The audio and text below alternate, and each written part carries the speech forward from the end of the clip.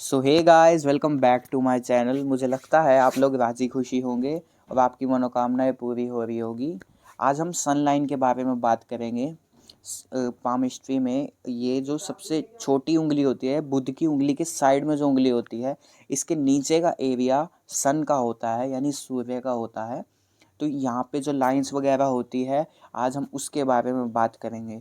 सन पूरी palmistry, numerology, astrology यानी तीनों चीज़ों का किंग है। यानी सन ही एक ऐसा प्लेनेट है कि जिसको सबसे ज़्यादा इम्पोर्टेंस दी जाती है, चाहे वो कुंडली देखने में हो, चाहे वो न्यूमरोलॉजी के मामले में हो, आपकी डीओबी जब डीओबी एनालिसिस होती है उसके मामले में हो, और या फिर पामिस्ट्री के मामले में हो। इसमें सन को बहुत ज़्यादा इम्पोर्टेंस दी जाती है, क्योंकि किस फील्ड में आपको फ़ायदा होगा, किस फील्ड में नुकसान होगा, आपको लाइफ में रिस्पेक्ट, फेम, सक्सेस मिलेगी या नहीं मिलेगी, इज्जत, संपत्ति, जायदाद, ये सब सन के द्वारा पता लगती है। सन को हम किंग मानते हैं एस्ट्रोलॉजी, न्यूमरोलॉजी और पामिस्ट्री का। हम इसको किंग इसलिए मानते हैं क्योंकि सन के पूरे 9 के 9 प्लैनेट्स जितने भी है एस्ट्रोलॉजी में, ये सारे सन के अराउंड ही रिवॉल्व करते हैं। यानी सन के आसपास चक्कर लगाते रहते हैं हमेशा।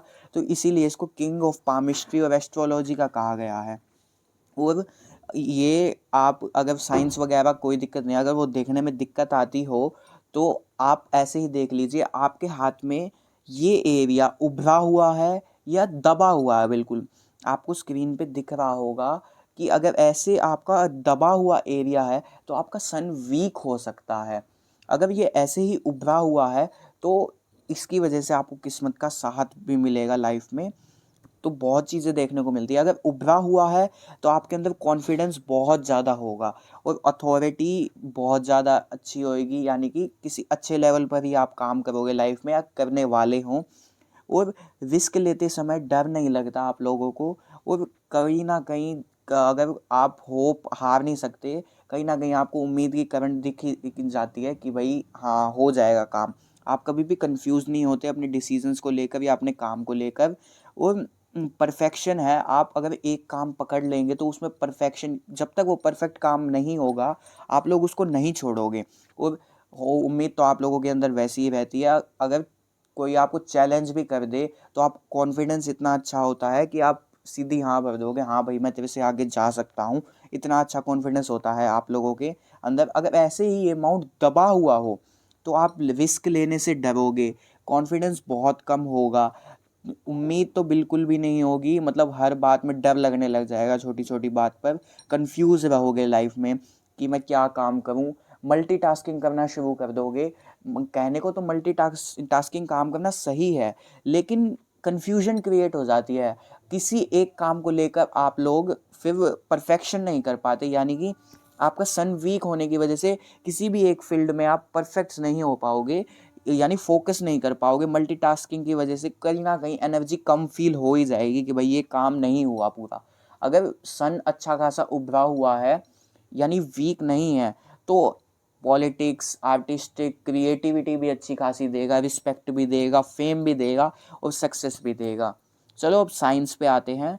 सन के बारे में तो हमने बात कर ही ली, चलिए अब साइंस देखते हैं। पहले साइंस से शुरुआत करते हैं। अगर इस एरिए में आपका एक्स बना हुआ हो तो ये यूँ दिखाती है कि आपका सन वीक है और आपको रिस्पेक्ट मिलने में या फेम तो छोड़ ही दो, सक्सेस मिलने में भी बहुत ज़्यादा अड़चने या फिर बहुत ज़्यादा ऑब्स्टेकल्स आएंगे लाइफ में। और ऐसे लोगों की 35 से 45 उम्र के बीच में या फिर उससे पहले लाइफ में स्ट्रगल ही चलता है। आप लोगों को मैं ये रेमेडी देना चाहूँगा कि आप सूर्य देवता को रोज़ सुबह जल चढ़ाएं, जिसमें कुमकुम, रोली या फिर पीला फूल ज़रूर होना चाहिए, या लाल फूल भी हो सकता है। ये चीज़ मिक्स करके और शक्कर साथ में डाल के आप सूर्यदेव को जल चढ़ाएं। अगर ये उपाय नहीं हो सकता तो कोई दिक्कत नहीं है, आप थोड़ा सा घी लेकर इसी एरिए पे मंत्र होता है ओम सूर्याय नमः का 108 बार जाप करके देसी घी रगड़ते रहें। तो ये जो बदनामी होने वाली होगी फ्यूचर में, सन स्ट्रॉन्ग भी हो जाएगा और बदनामी से भी बच जाओगे लाइफ में। अब बात करते हैं दूसरे साइन के बारे में। अब बात करते हैं, अगर ऐसे ही इस एरिया पे त्रिशूल बना हो तो त्रिशूल बना हुआ यूं दिखाता है कि आप लोग लाइफ में अमीर बनोगे, अपनी मेहनत की वजह से अमीर बनोगे और आपके लाइफ में मल्टीपल सोर्स ऑफ अर्निंग होएंगे। यानी एक सोर्स ऑफ अर्निंग नहीं होगा, कई सारे सोर्स होंगे अर्निंग के, और वो आपको लाइफ में बहुत फ़ायदा पहुँचाएंगे। मतलब पैसे की जब भी कमी होएगी तो किसी ना किसी सोर्स से आपके पास पैसे आ ही जाएंगे। ऐसे लोगों के ऊपर भोलेनाथ की कृपा अच्छी खासी होती है और किस्मत का साथ बहुत ज़्यादा मिलता है। यानी जब भी आप होप खो दोगे बिल्कुल भी कि ये काम तो हो ही नहीं सकता, उस टाइम आपकी किस्मत एक्टिवेट होकर आपका बहुत साथ देगी लाइफ में, बहुत ज़्यादा। अब बात करते हैं तीसरे साइन के बारे में। चलिए तीसरा साइन देखते हैं।